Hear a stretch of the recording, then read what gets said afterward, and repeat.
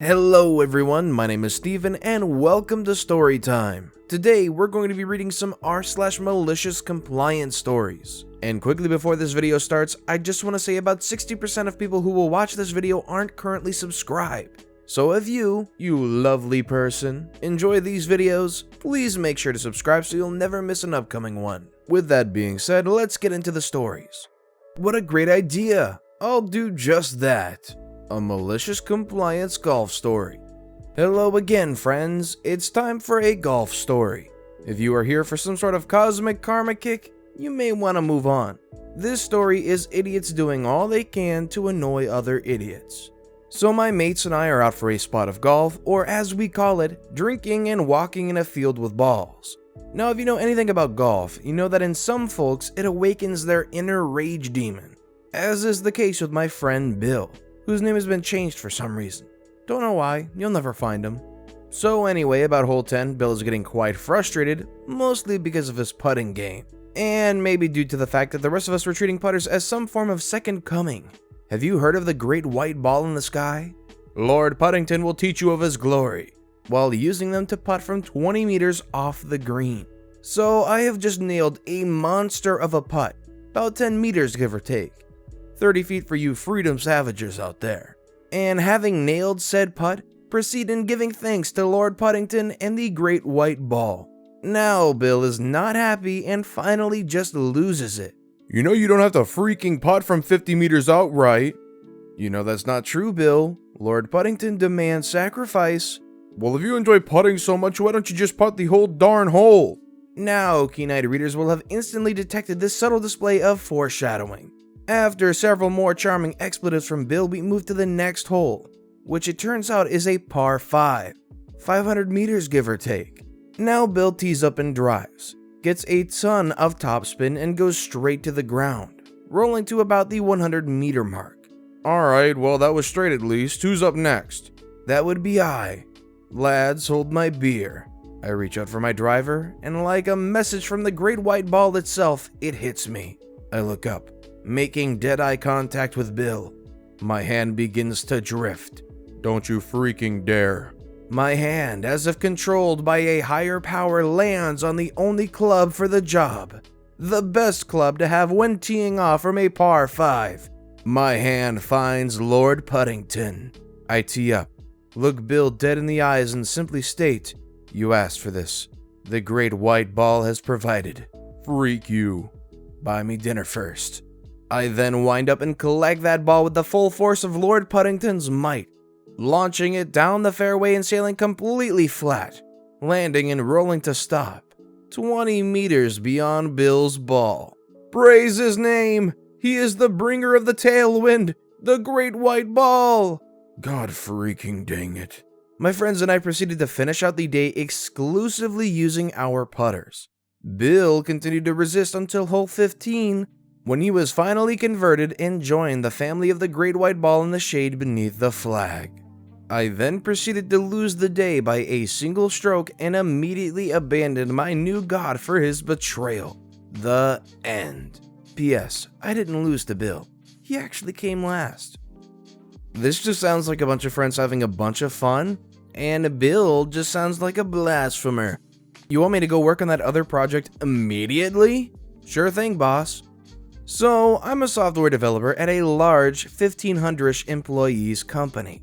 My official position is a software developer, but since I've got quite a bit of experience and a somewhat non-standard skill set for this position, I've worked as a Linux admin and a DevOps engineer for around 2 years, I often get asked to do other things than just write code. I absolutely don't have a problem with that and even quite enjoy doing other things from time to time to break the monotony. Or rather, I did until one of the high-up managers noticed my particular skill set and started asking me to help out on other projects that were short on people.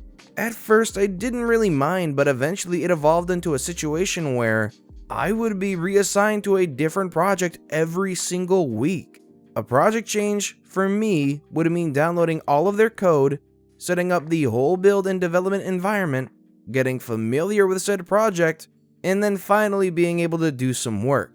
This would usually take at least a day. I've tried talking to many different managers to try and do something about this because it was starting to affect my performance reviews to no avail. Some of them would tell me they would look into it, others wouldn't even bother to reply to my emails. And that's where I got really fed up. Now, our project teams usually sit together. We have multiple large open spaces office and a few smaller ones with just a few people. I'm one of the lucky ones who gets to sit in one of the small ones, and I usually wouldn't physically move for these team changes because then I would be moving every single week. On a Monday morning, as usual, I got an email basically saying this: "You're needed on project XYZ immediately. Go over there to help as soon as you can." The immediately and go over there parts are where they made a fatal mistake. I've always been one not to take grief from anyone, and malicious compliance is my default, so I immediately took the hint and did exactly what I've been asked to do. I stopped working on my current project immediately. This will be very relevant later. And even though I usually wouldn't have done this, I've decided to physically move to the team I've been reassigned to. So for the rest of the day, I've made a big spectacle of trying to move my entire workspace closer to that new project team, making sure to only carry one thing at a time as to not injure myself, to an office on a different floor and other side of the building. The next morning, I just started working on the new project like nothing happened. Well, fast forward 3 weeks. The project I've been taken off has had huge delays and missed multiple client deadlines because of that thing I haven't been allowed to finish. In this industry, missing a client deadline means huge fines from both the client and sometimes also relevant government regulators. Managers started to reply to my emails and try to be much more careful with how they word their requests. And I haven't been asked to switch projects for 3 weeks now. I'm not worried about getting fired. I've been looking for something new for quite a while now. I understand having an employee that's very talented, so you try to use them as much as you can where they're able to actually capably help. But when you stretch somebody too thin that it starts affecting their actual main job's work, and then that affects their reviews, their performance, and ultimately what would it be, probably what influences their pay raises, or maybe promotion opportunities, it's going to end in dissatisfaction, obviously. So I'm glad OP did a small, malicious compliance thing that blew up into something bigger, and it's all the manager's fault. Sleep in office? Alright then. This happened a year ago. I still am working at this company. My superiors, team lead, manager, and department head are all fantastic bosses, and they will fight for their subordinates when right. Most of my immediate colleagues are great too, and we often help each other out. Some related points to this story. I have very severe sleep apnea. After a sleep study was done, I was told that I stopped breathing 69 times an hour. As a result, I tend to need more sleep than most normal people. If the following day is not a work day, I will go to bed at 10 p.m. or 11 p.m. and wake up the next day at 3 p.m. I have 7 different alarms, all of which that I never snooze as I almost never hear them. Now, my bosses are aware and very understanding, and they do not mind me coming in late to work as I ultimately still get things done. Also, sometimes my work requires me to work at odd hours, in the 12 a.m. to 5 a.m. kinds of hours. We handle infrastructure. My usual work hours are 9:30 to 1900 versus my colleagues is usually 8:30 to 1800, as I had to work with clients and customers who have 9:30 to 1900 work times. On to the story. Our CEO was cracking down on punctuality issues. There were some people who were abusing this, so I can't blame them. And HR was going hard on everyone. This lady who was handling disciplinary issues, we'll call her Karen, knows that I'm typically late to work almost every day and starts targeting me. My manager explains my situation to her and tells her that it was an exception granted to me. She remarks that it is entirely unacceptable and that no employee should be given special privileges, and called for me to a joint meeting between her, me, my team lead, and manager. After insinuations that I'm just lazy and lying about my situation with sleep apnea, or that I snooze my alarms and sleep late, she states that if I am late one more time, I will receive a warning letter, with the unspoken threat that I will lose my bonus for the year that was coming in 2 months, as it is considered disciplinary action. She then sarcastically adds, "If you can't get up in the morning, sleep in the office. I was ticked for a couple of seconds, but this subreddit has taught me better. A plan began to form. Malicious compliance it is. Once work ends, I head home as usual, have dinner, relax and stuff. However, this time I head back to the office, reaching at 10:30 p.m. or so, with all of my alarms. As per office safety procedure, if there's an employee in the office, the lights need to be on, at least in the employee's immediate area. On the lights go. I set them up to start ringing from 6:30 a.m. as usual, and to ring every 5 minutes. I should also mention that my desk is right smack in the middle of the office, just outside HR's closed area. Also, any person with sleep apnea knows snoring is an immense issue. My snoring is so loud that it sounded like Thor was ticked. I went to sleep in my chair. Morning comes, people start coming in. It is 8:30 a.m. My 7 alarms ringing, my snoring bringing the thunder. Did I mention that I'm seated right outside HR and in the middle of the office?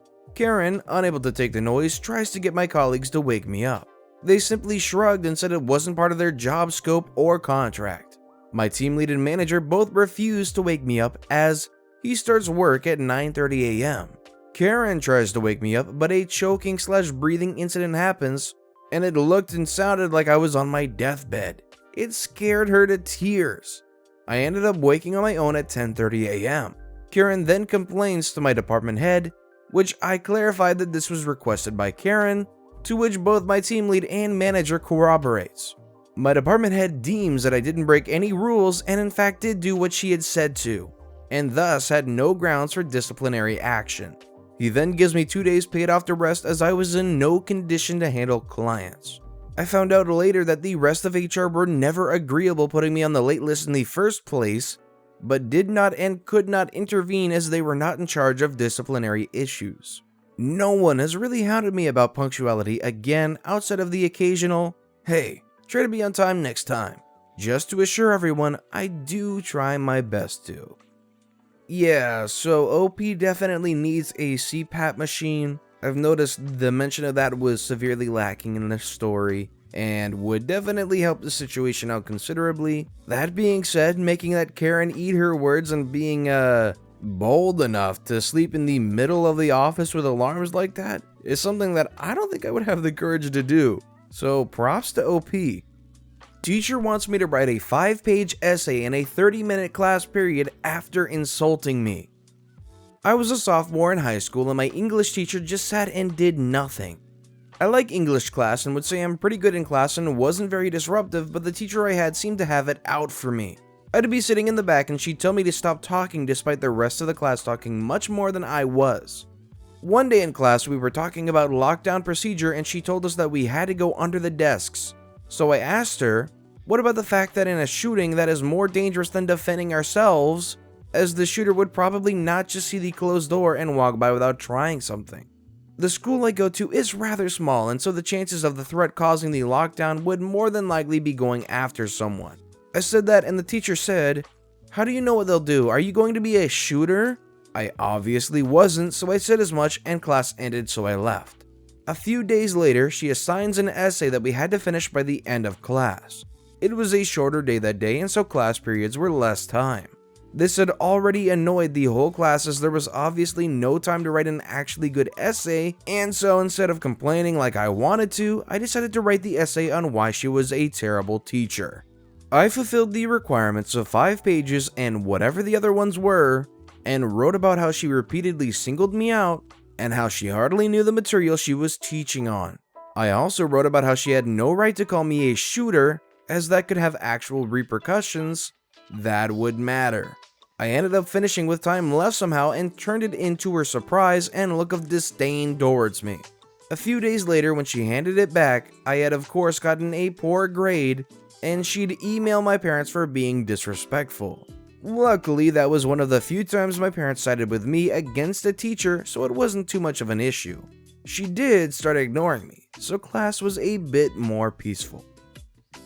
If it's true that this teacher actually was singling OP out more than anybody else, and combined with the fact that they did say, "Are you going to be a shooter?" I, in that situation, would probably feel pretty slighted similarly in that way. That being said, I don't know if I would write an essay about how she was a terrible teacher, but OP obviously felt pretty influenced, and it ended up for a pretty positive outcome for OP.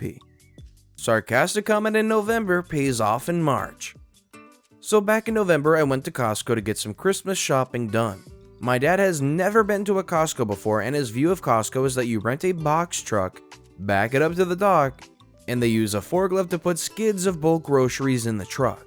So when I said to my dad, "Hey, I'm going to run to Costco to get some Christmas shopping done," he responds with, "Great, your mother and I are getting a lifetime supply of toilet paper then?" I just laughed and walked out the door. So while I'm in the store, I walk by the toilet paper and I'm just staring at it, thinking, you know what? Yeah, you are getting a buttload of toilet paper. I proceeded to buy 4 30 packs of toilet paper and took them to my girlfriend's house to be individually wrapped over the course of the next month. He did not find it as funny as I did come Christmas morning. We now have like 40 some rolls left and haven't had to worry about running out.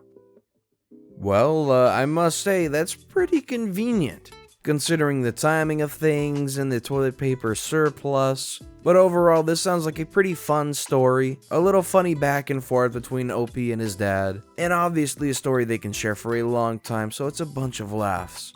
But with that being said, that's all the time we have for today. Thank you so much for listening to and watching the Storytime channel. If you haven't yet, please consider subscribing and let us know what you thought about these stories in the comments below. Thank you again for watching and listening to the Storytime channel.